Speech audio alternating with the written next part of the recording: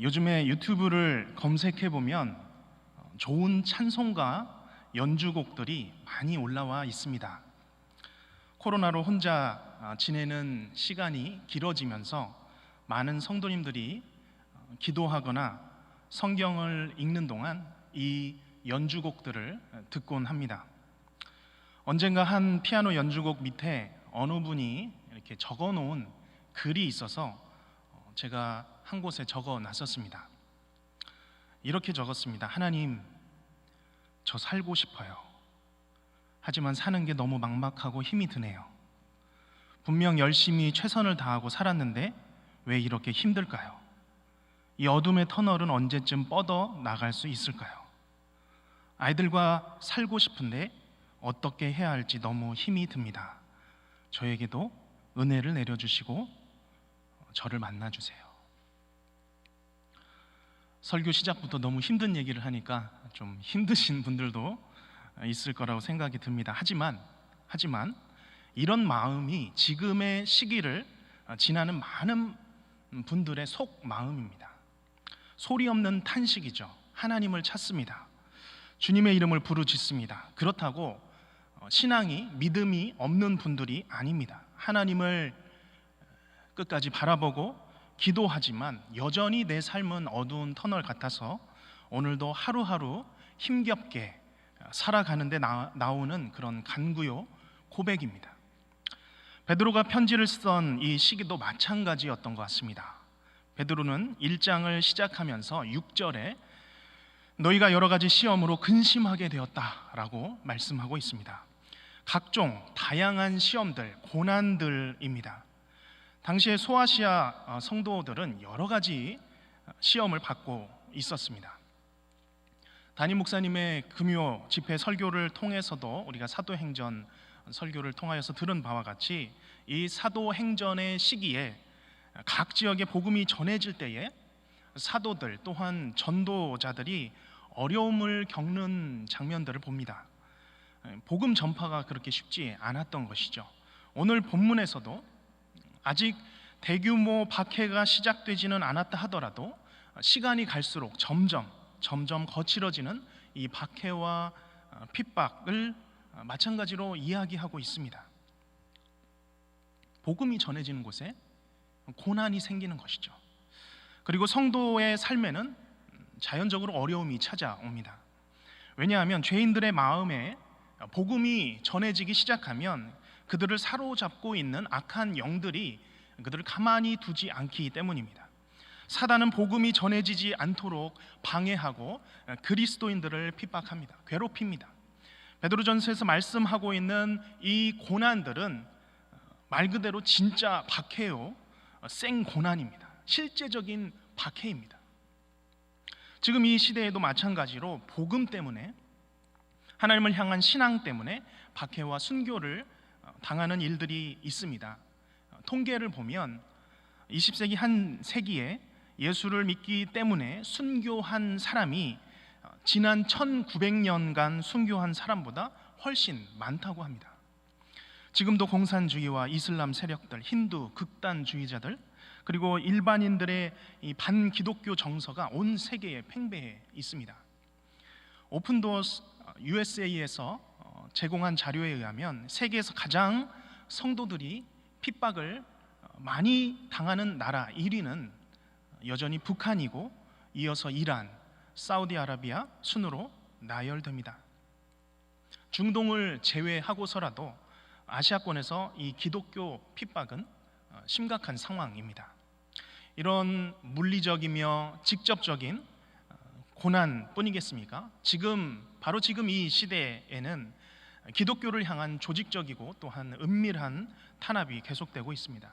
차별금지법이 대표적으로 그런 고난이 될 것입니다.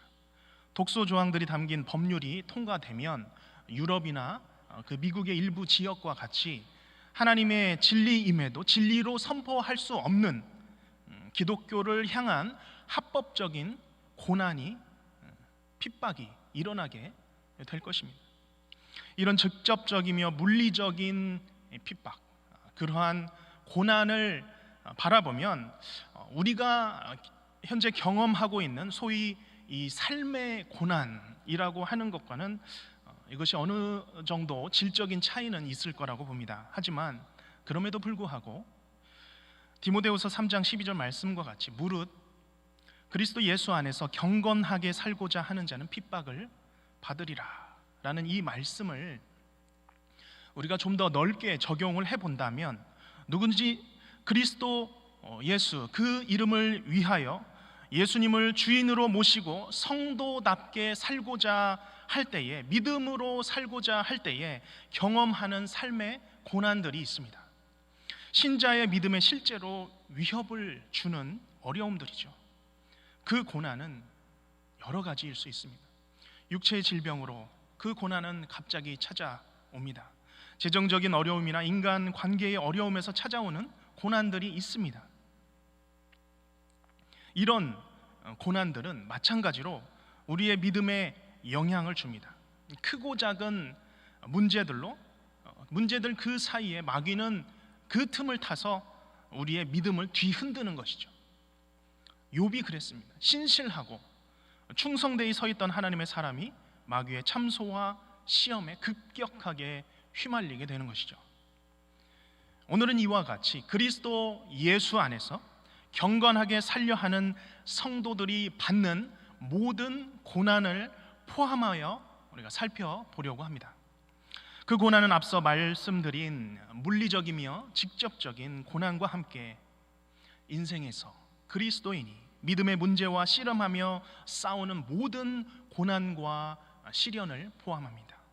그래서 인생에서 경건하게 살고자 하는 모든 성도들이라면 맞이하는 이 다양한 고난들이 어떤 의미가 있고 또한 어떻게 극복해야 하는지를 우리가 이 본문의 말씀을 통하여서 함께 살펴보고자 하는 것입니다. 그러면 우리 성도에게 있어서 지금 지나가는 각각의 고난은 과연 어떤 의미가 있을까요? 베드로는 본문을 시작하면서 성도가 당하는 고난에 대하여 이렇게 말씀합니다. 12절 말씀 같이 읽어보겠습니다. 시작. 사랑하는 자들아, 너희를 연단하려고 오는 불시험을 이상한 일 당하는 것 같이 이상히 여기지 말고. 아멘. 베드로는 성도에게 오는 이 고난이 무엇이라고 말씀하고 있습니까? 불시험이라고 말씀하고 있습니다. 여기 이 불시험이라고 하는 것은 1장 7절에서도 한번 언급되었던 연단하는 불, 재련하는 불 시험입니다. 우리가 금광석에 들어있는 이 금 조각들, 이 금 가루들을 재련하려고 하면 아주 뜨거운 불로 금을 분리해내는 그런 과정이 필요합니다.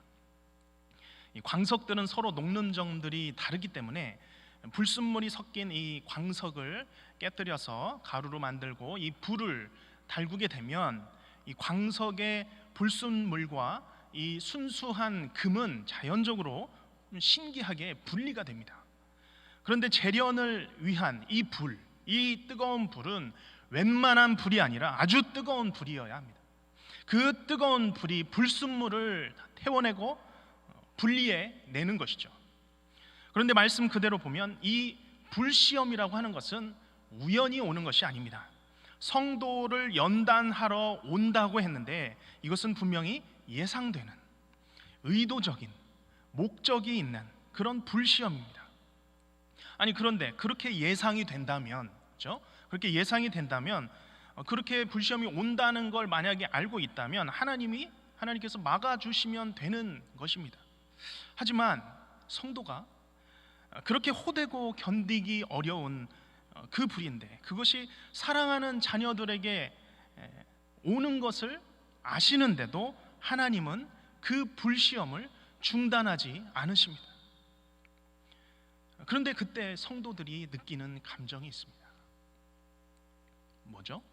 이상히 여기는 것입니다.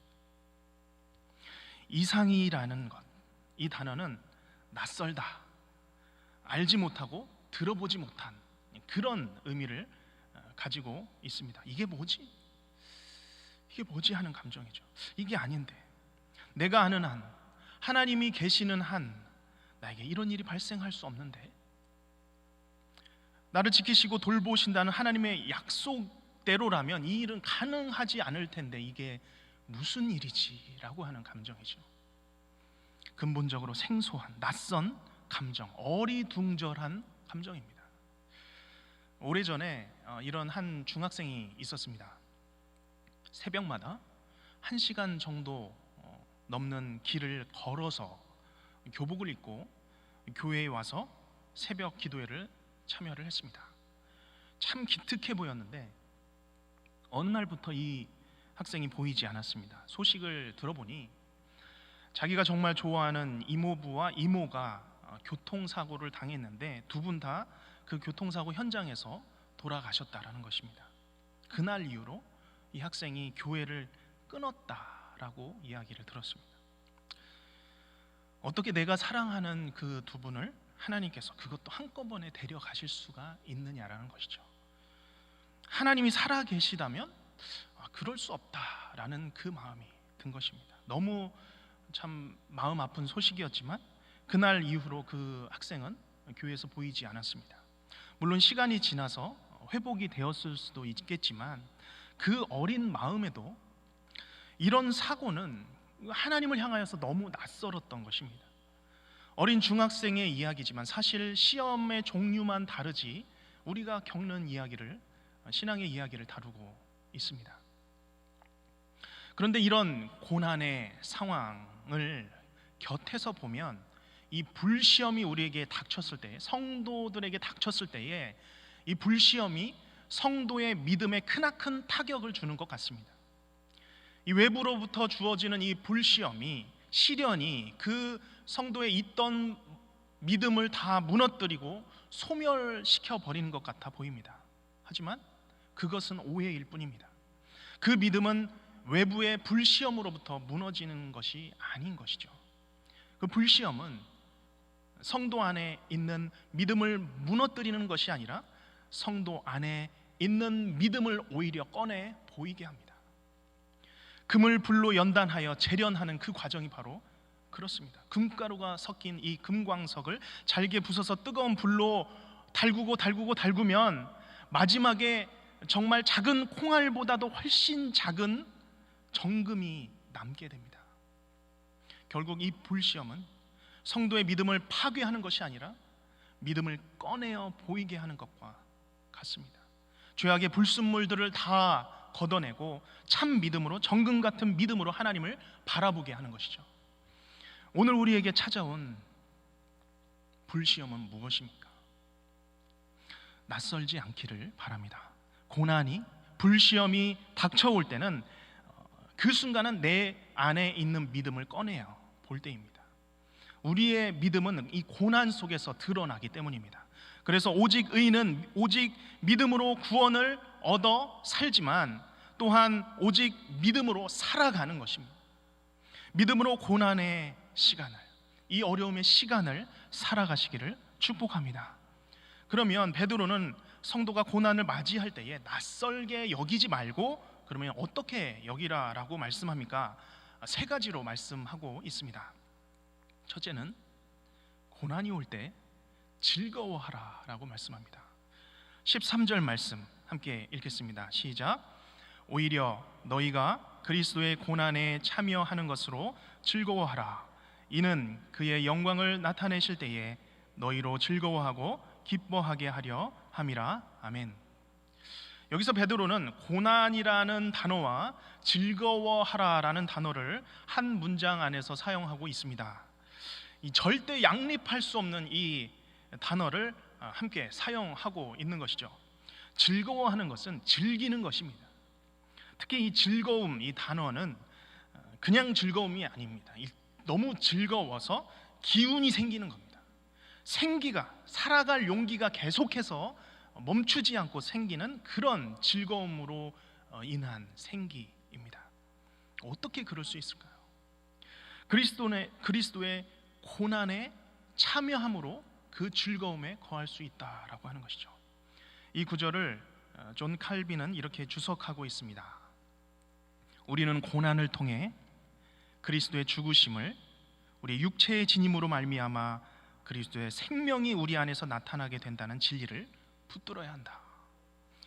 이 고난을 통하여 우리의 고난을 우리의 육체에 담음으로 그리스도의 고난을 기억하고 그리스도의 고난에 참여함으로 알며 그 순간에 그리스도의 생명으로 우리가 다시 한번 살아난다는 의미입니다.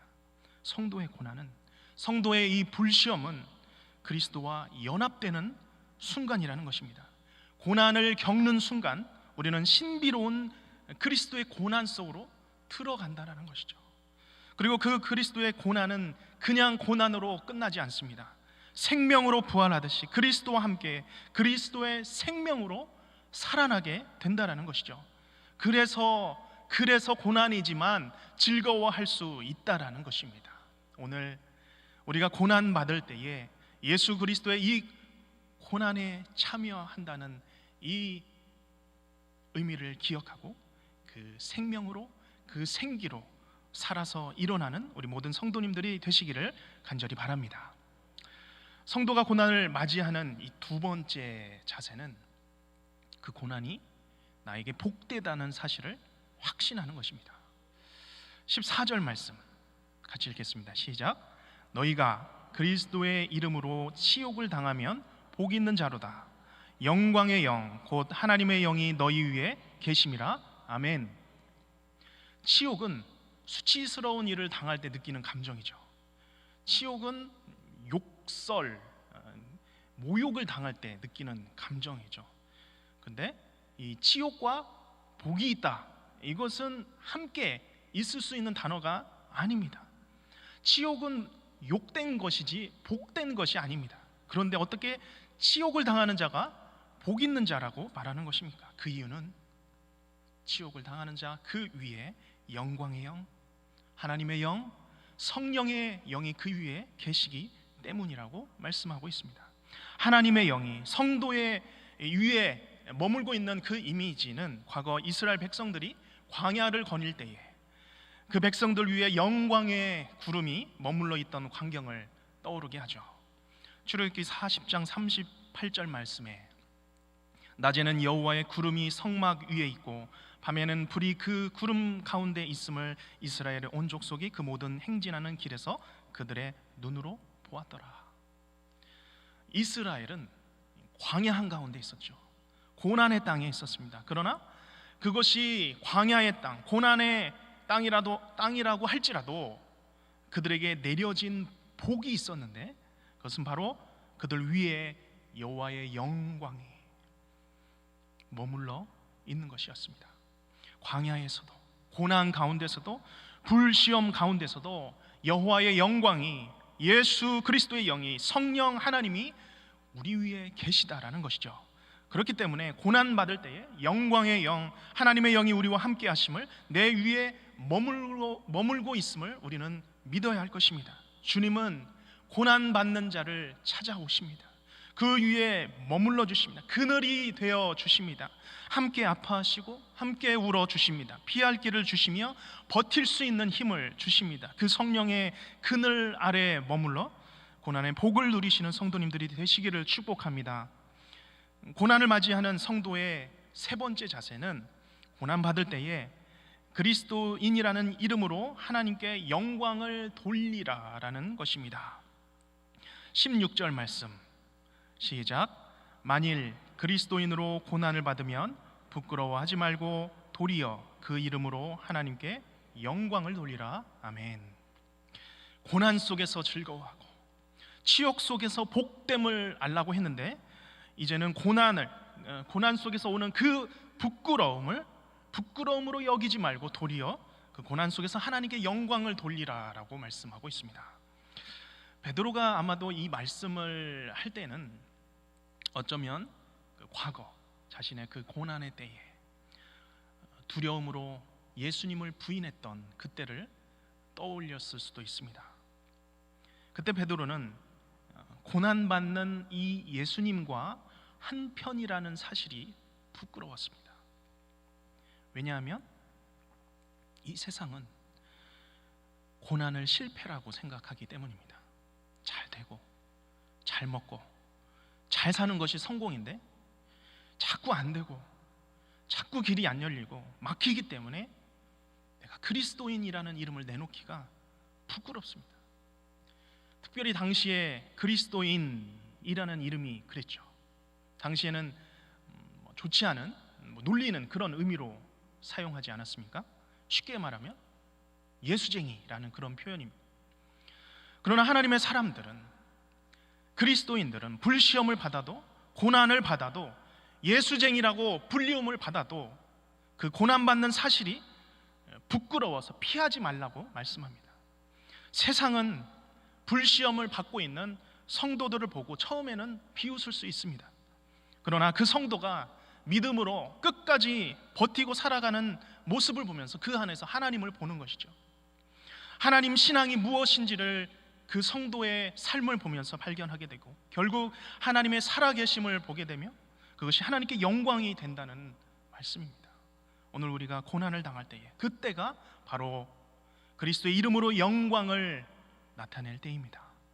우리가 부끄러움을 선택하지 아니하고 오히려 그리스도의 이름을 드러낼 수 있으시기를, 그렇게 당당하게 살아가기를 하나님께서는 원하고 계시는 것입니다. 저는 오늘 여기 계신 모든 성도님들에게 질문합니다. 오늘 우리의 삶에 찾아온 크고 작은 고난에 대해서 우리는 어떻게 반응하며 살아가고 계십니까? 믿음의 성도가 믿음으로 살아가려 할 때는 영적인 전쟁이 일어날 수밖에 없습니다. 고난이 일어나는 것이죠. 그것은 당연한 것입니다. 낯선 것이 아닙니다. 하나님께서 우리를 향한 고난을 허락하실 때이죠. 욥과 같은 시험을 허락하실 때입니다. 그때는 우리의 믿음을 떠서 볼 때입니다. 내 믿음이 얼마만큼인지 의도적으로 꺼내어 볼 때입니다. 그 과정은 참 아픕니다. 고통스럽습니다. 그런데 이 고난이 없이는 우리의 믿음이 참 믿음인지 보이지가 않습니다.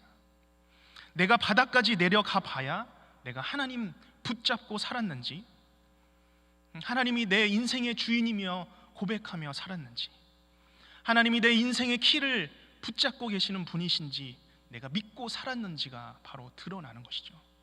이 불시험은 그렇기 때문에 우리의 믿음을 무너뜨리는 불시험이 아닙니다. 오히려 우리에게 있는 모든 불순물들을 다 제거해서 우리의 믿음을 온전하게 만드는 과정이심을 믿으시기를 바랍니다. 오늘 고난을 지나는 성도의 삶의 이 단면을 잘라본다면 고난을 지나는 성도의 표정은 어떤 표정일까요? 사진으로 찍어본다면 어떤 모습일까요? 한편으로는 고난의 얼굴이 보일 것입니다. 그러나 또 한편으로는 즐거워하는 평안한 얼굴이 보일 것입니다. 고난을 처절하게 겪으면서 즐거워하는 삶이죠. 이것이 어떻게 가능하기에 베드로는 오늘 고난 속에서 즐거워하고, 이것이 또한 19절 말씀과 같이 하나님의 뜻대로 고난받는 성도의 삶이라고 말씀하고 있을까요? 저는 이 양면의 삶을 묵상하다가 한평생 고난의 삶을 살다가 지난 2009년 하나님의 부름을 받으신 고 김준곤 목사님의 고백이 생각이 났습니다. 이분에 대한 다양한 평가가 있지만 이 목사님은 CCC라는 대학생 선교 단체의 총괄 책임자로 오랫동안 계셨고요, 한국의 욥이라고 부를 만큼 엄청난 고난을 겪으신 분이었습니다. 이분은 젊은 나이에 어머니와 그리고 친하게 지내던 세 분의 형님들이 차례대로 세상을 떠나는 것을 보았습니다. 6.25 때는 사랑하던 아버지와 아내가 눈앞에서 공산당원들에게 총살당하는 것을 목격했습니다. 오랜 시절 자신의 동생은 또 불놀이를 하다가 불에 타서 죽는 것을 보았고, 또 다른 동생 하나는 집 근처 벌목하는 근처 그 현장에서 놀다가 나무에 치여 죽는 것을 보았습니다. 시간이 지나서 결혼한 또 한 명의 다른 동생이 고등학교 교감으로 있었는데 어린 내 딸을 남겨놓고 간암으로 죽는 고통을 봅니다. 그리고 50대에는 사랑하는 딸이 28살의 나이에 위암으로 끈질긴 고통을 겪다가 두 어린 딸을 남기고 세상을 떠나는 가슴 아픈 비극을 경험합니다. 또 그 다음 해에는 동생과 재수가 죽고 막내 동생은 간경화로 시한부 인생을 살아가고 있었습니다. 얼마나 기막힌 인생입니까? 그런데 이분의 고백을 들어보시길 바랍니다. 성도가 고난을 품고 있을 때 어떻게 살아가야 하는지 놀라운 지혜를 가르쳐 주고 있습니다. 정직하게 고백하면 나는 하나의 얼굴로는 웃고 다른 얼굴로는 운다. 내 영은 주님을 찬양하고 기뻐하고 감사하며 깊은 곳에서 샘물같이 환희가 솟는다. 그러나 다른 마음의 하늘에서는 비가 끊임없이 내리고 있다. 옆을 보면 정신 착란증에 걸릴 것 같고 위를 보면 현기증이 나고 내 안을 들여다보면 죄와 추한 것들 뿐이다. 그럼에도 나는 주님만 바라본다. 한 해 한 해를 사는 것이 아니다. 하루하루를 사는 것도 아니다. 한 발짝, 한 호흡, 주님을 사랑하며 창세기 첫날처럼 날마다 영원한 첫사랑으로 살자. 주님을 호흡하며 살자. 내게 깊은 위로와 감사와 찬송과 평안이 있다. 그것은 내게서 나온 것이 아니라 성령이 은혜로 내게 주시는 것들이다. 이 땅의 성도의 삶은 하나의 얼굴로는 웃고 하나의 다른 얼굴로는 울고 있는 삶이라고 말하고 있습니다. 이것이 바로 하나님의 뜻대로 고난받는 성도가 사는 이 양면의 삶이죠. 정직한 삶입니다. 고난 속에 평안을 안고 사는 삶이죠. 마지막으로 예전에 유학하던 시절에 만났던 부부 이야기를 나누고 설교를 마치고자 합니다. 이 부부는 참 젊고 신앙이 너무 좋고 신실한 청년 부부였습니다. 시카고에서 대학을 졸업하고 애 둘을 낳으면서 남편 집사님은 여러 가지 일을 찾다가 결국 지붕 수리업을 매니저로 시작했습니다. 미국에서 이 지붕 수리업은 수입이 어느 정도 되는 직업이긴 하지만 그만큼 좀 위험한 직업이기도 합니다. 그런데 어떻게 연결이 되어서 시카고에서 콜로라도 덴버까지 차로 달리면 20시간이 넘는 그 거리 지역으로 남편 집사님 혼자서 같은 일로 이동을 하게 되어 이제 그 아내 집사님 가족과 떨어져 살게 되었습니다.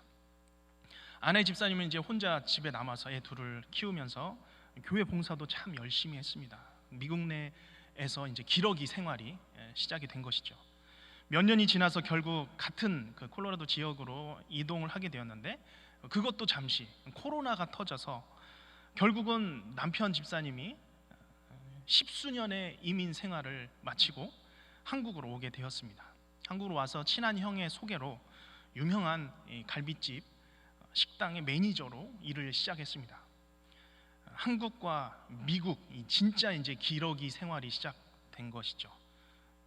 그런데 1년 반 정도 지나서 드디어 한 부부가 한 집에서 생활을 시작했다는 소식을 듣고 저희 부부는 너무 기뻐서 함께 저녁 식사 시간을 가졌습니다.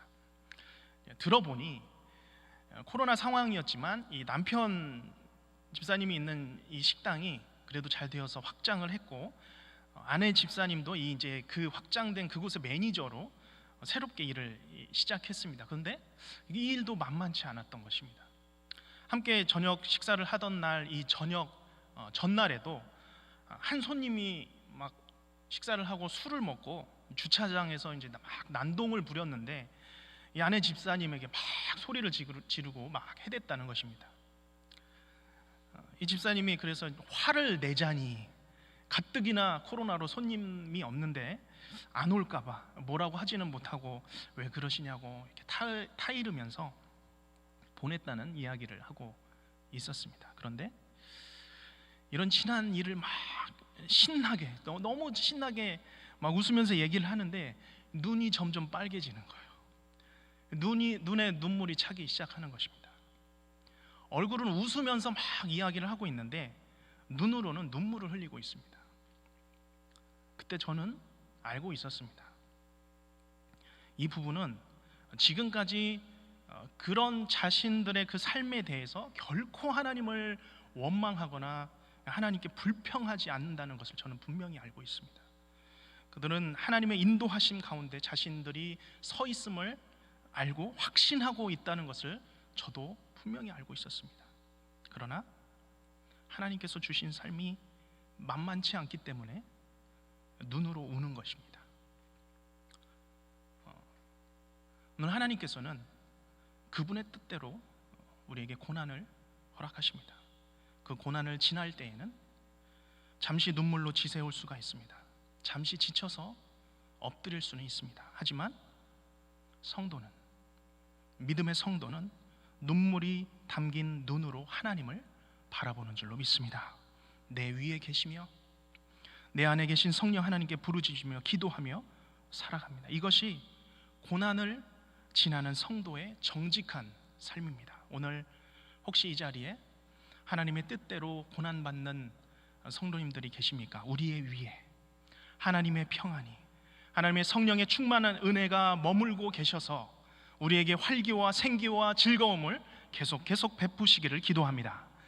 이 주님을 바라보며 오늘도 하나님의 뜻대로 고난받는 복된 성도로 살아가시기를 주님의 이름으로 간절히 소원하며 축복합니다. 기도하겠습니다. 우리 주 아버지 하나님의 뜻대로 고난받는 모든 성도님들의 삶 가운데 이 시간 찾아가 주셔서 그 삶 가운데 머물러 주심을 감사를 드립니다.